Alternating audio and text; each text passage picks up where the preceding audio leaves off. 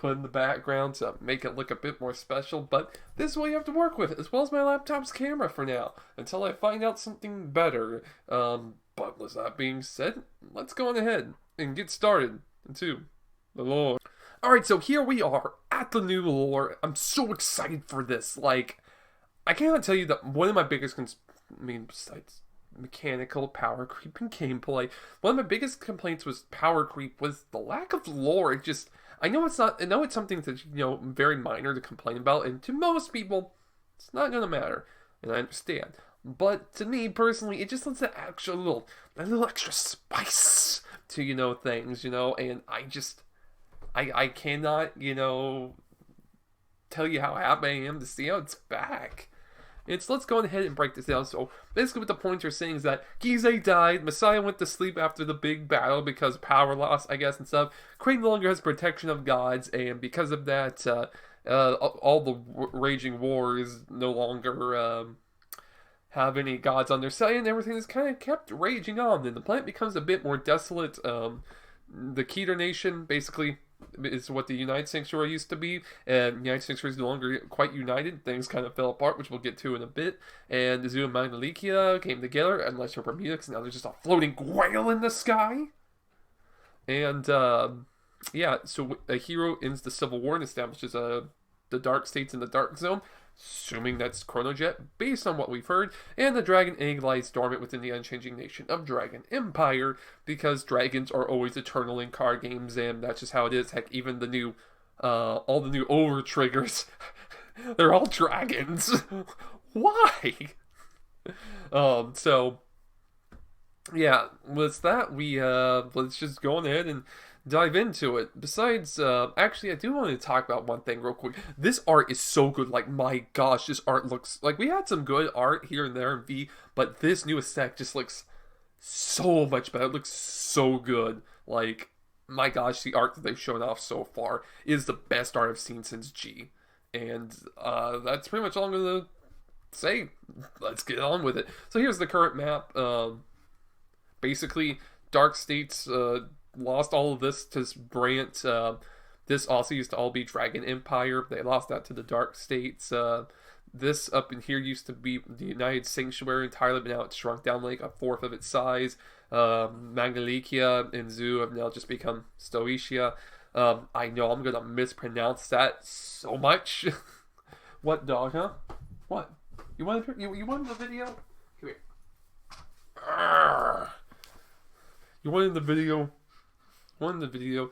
Oh yes, please click. I have animal. You want it outside? Fine.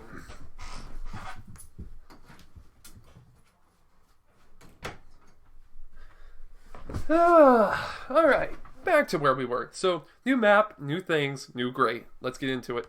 And so we have the new clan distribution. Basically, this is what they just showed off, but this is basically how you'll build for premium. So since Magnolikia got axed, whenever you are building for premium itself, any clans that are within these new nations, you put the new D series cards in those clans. So any of the new Keter Sanctuary cards, or Keter, I don't know how the heck you're supposed to pronounce, all the new Keter Sanctuary cards can be placed in any of these clans. Just how any of the new Stoicia cards can be played in any of the Zoo, or Grand Blue, and Aquaforce. And Bermuda's its own thing, because of course it's a flying whale. Alright, and with that being said, let's get into the actual little lore dumps here that we have, these nice little spicy lore dumps.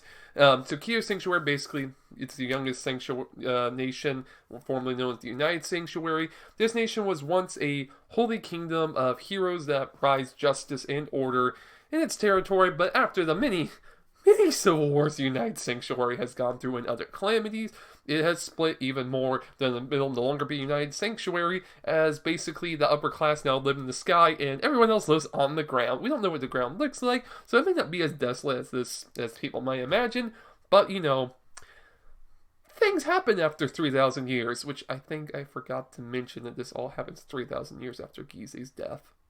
But now you know! If you didn't already, which you probably did. But this is very interesting. This is literally the exact opposite of what the United Sanctuary used to be, and I'm really hoping that we get some interesting stuff out of it for that reason. Dragon Empire, It hasn't changed, as it says, for over 3,000 years. The boards are fluxing, but they're dragons, and the dragons are the one thing that's constant in all card games, as is to be demanded. And also it talks again about the dragon egg at the Red Dawn Manor within the Sacred Temple at the center of the Empire. Now, we already knew about the Sacred Temple at the Dragon Empire, but we didn't know about this Red Dawn Manor. But the lore is so, like, vague and open that they'll keep inserting stuff like this, like how with Thingsaver, it was originally stated, oh, some being so evil turned it into Phantom Blaster just by Thingsaver looking upon that. We later learned that that person was Gasteel, and pretty much that's just probably how they're going to keep doing the lore, essentially, because they leave it open-ended, which is great. That's actually a great design for something like this. Sure, it's not as satisfying and cohesive as something that's going to be more tightly knitted, but it's going to need to be a constantly expanding lore, so having things open like this is infinitely better, even if things can feel a little contrived at times, and like, did that really happen?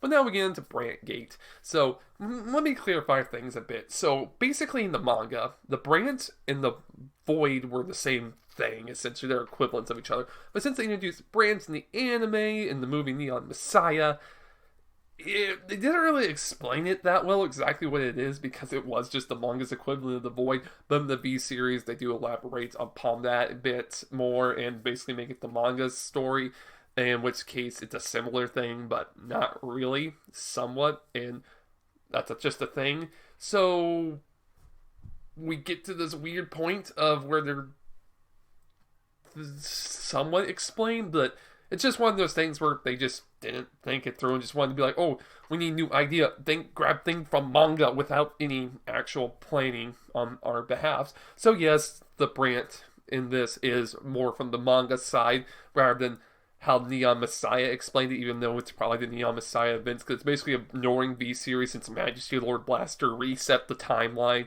back to what the original anime story was, basically making the entire V-Series just a big filler, essentially. I don't know how to feel about that. Like, it hurts me a bit, but here we are. So, yeah. The big thing about Brantgate is that it's trying to prepare for the return of the Void, which is very interesting because since they made Brant and the Void, they wanted to make them a little bit more distinguishable, though. So they made the Void essentially Gisei's will incarnate. And since we figured Gisei died, the Void would as well. But I guess not. So the Void is still there, and apparently it's been repressed. But one day it will return to try and devour the planet Cray. And so we got Brantgate here, being full of technologically, and science, and being able to try and prepare things for the future, because, they have the robots and stuff. But one very interesting thing, is that they say that they prospered from being the Stargated planet Cray to visitors of other dimensions. Now, we've known about other worlds, and basically, like, the fact that Cray and Earth exist within parallel universes to each other, and that planet Cray has its own world. Brant is a world, is another world. It's a devouring planet. It's a planet that devours other planets. It's referred to as like a star sometimes. It's really weird. But it's very interesting that we have other dimensions. I don't know if that's a weird translation or that will actually mean something. I'm really hoping to see where that goes. Saying Return of the Void, so it's going to come, and possibly other Link Joker, so it's really interesting because Link Joker is actually just a term given to invaders, I guess. Because the leaders, and, Starvaders had some connections to each other, but they weren't, like, truly that. And even then, it says that it protects itself from, it's been protecting its citizens from other invaders as well. So is Link Joker still technically going to be a term used? And is it going to be for the invaders? Or is it going to just be the name of the current group that are essentially the descendants of the Link Joker that Messiah brought in? We have this whatnot that shows what it looks like to be Photon and a new Chaos Breaker. But we know it wouldn't be Chaos Breaker. We could easily see possibly a new Photon. But I doubt this is actually properly Chaos Breaker. That might be his scythe, but it could also be one of Chaos Breaker's vessels, and maybe he does come back, and it's just a new vessel he's pretending to be good in. Maybe it's just one of his mini colossals that he made that looks similar to him that they just ended up making operating under the good order. And there's many things I cannot wait to be explained what the heck this means.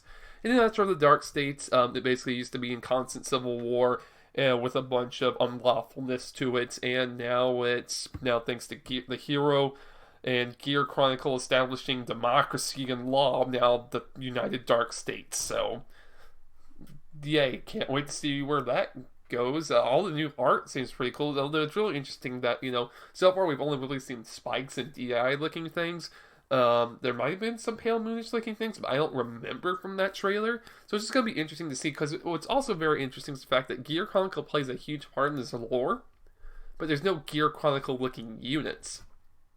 Besides, I guess, the new Trick Star, which is the starter for the new main character. He kind of looks like a little Chrono Drain-ish. Looks like Chrono Drain and a Chibi Ultraman fused together.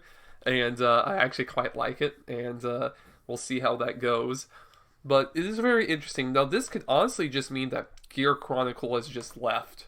It could come back anytime, but Gear Chronicle might have just basically left the planet and gone back to just their guarding the timeline, essentially. So we may not see any Gear Chronicle aesthetic for a very, very long time.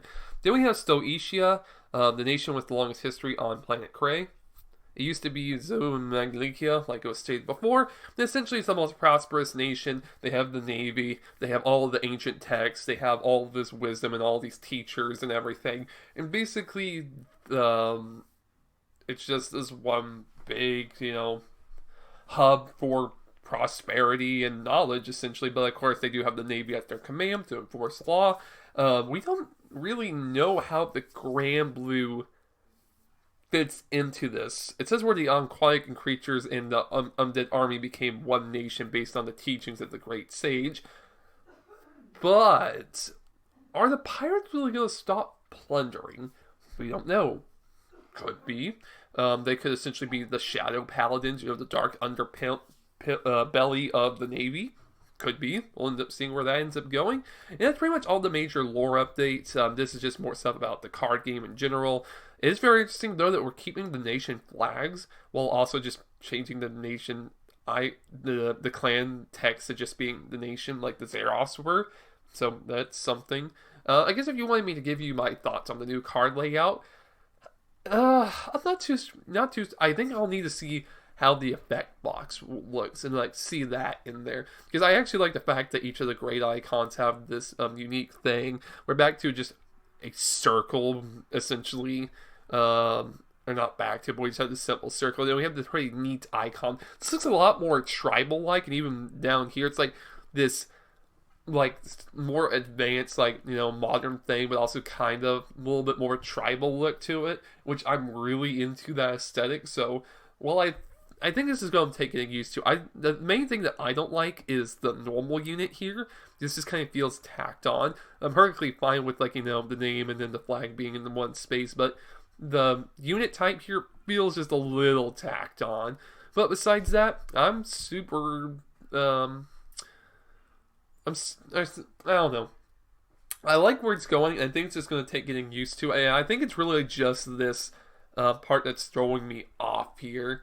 And I'll put the link down in the description for this page if you want to read the rest of it. It's about the whole formatting and, rarity change and stuff, but you've probably already seen that. You might even see another video or two of people talking about the lore. But I really wanted to, go into the lore a bit more and see what you guys thought about it, give my personal thoughts and opinion on the lore. Although what's very interesting is, I don't know, what's up with this A per se. I know it becomes this as we got it told here, but is this supposed to be some kind of spawn of Overlord?